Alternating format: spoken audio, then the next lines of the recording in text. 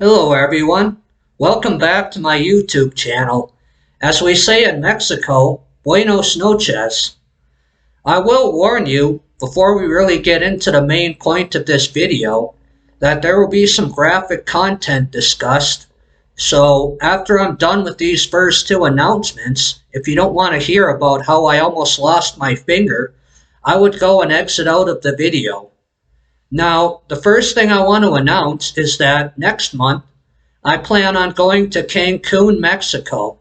It'll be nice to be near the beach and the ocean instead of locked in a gated community. The second announcement, this ties into a future video.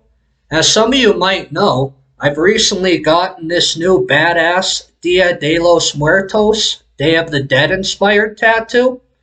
Well, I plan to have an interview with Luis at Hernandez Tattoo Art before I leave, because he's the talented artist with 5 years experience who gave me this masterpiece.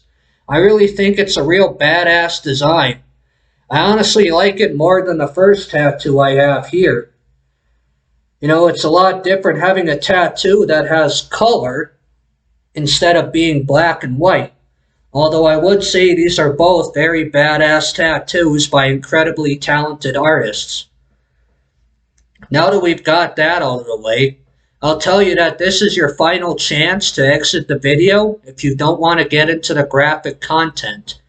Now, some of you might know that I have this horseshoe-shaped scar on my left index finger. Now, I actually got this in November 2015. The culprit was the Mission 9 Pro Plus product from BattleBox. And I do not blame BattleBox for this. It's my own fault, and I'll explain to you why.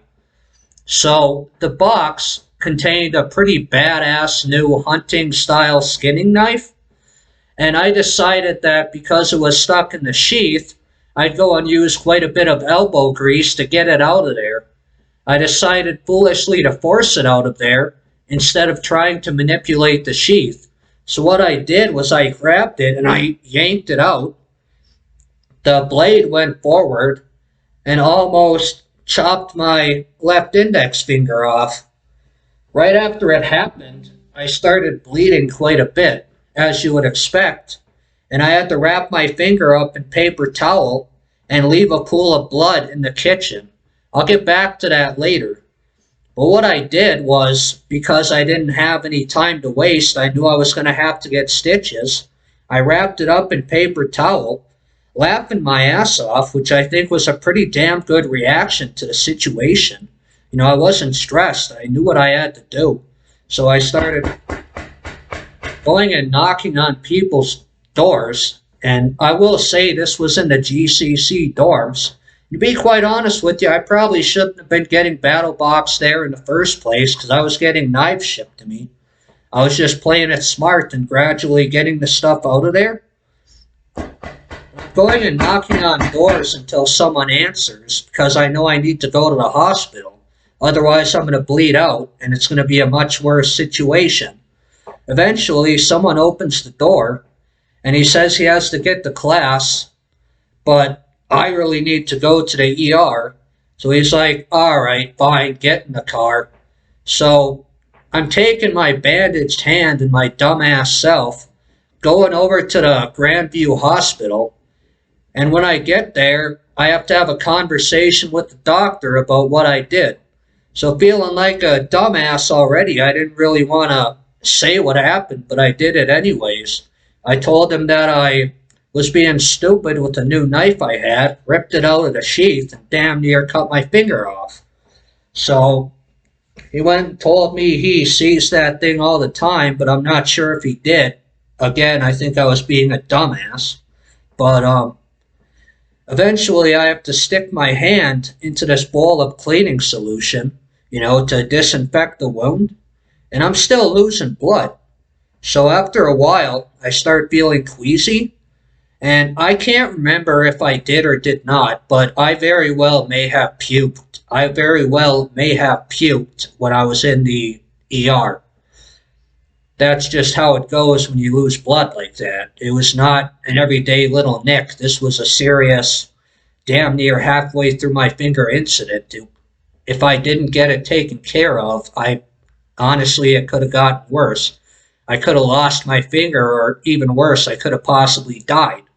And that would not have been a good situation, and it definitely would not have been a good look for the resident director at Gogebic Community College. So let's go fill out some paperwork about why one of your students died. Knives in the dorms, huh?